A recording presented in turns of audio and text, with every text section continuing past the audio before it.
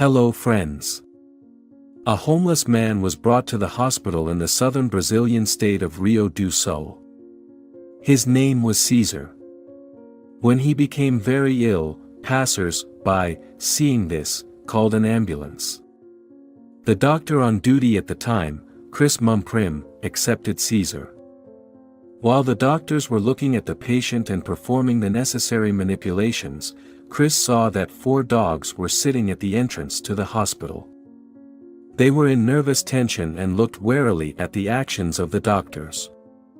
All the dogs looked well groomed and well fed. It was clear that they had good care. At first, the doctor did not even understand why dogs appeared here. Then it turned out, they raced after the ambulance for several blocks while Caesar was being taken to the hospital. The animals were worried about him. And when Chris Mumprim asked Caesar if these were his dogs, he replied that they were his friends. And often he starves himself, but he always feeds them. He picked up these dogs on the street.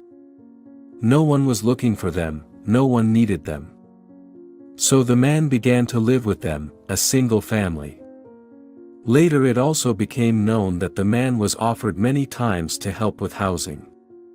However, he refused every time, because they were not allowed to live with dogs in the dormitories. And Caesar didn't want to betray them, leave them on the street without any help. But the doctors returned the man to normal and released him from the hospital. All 4 dogs rushed to meet him, joyfully greeting their owner and friend.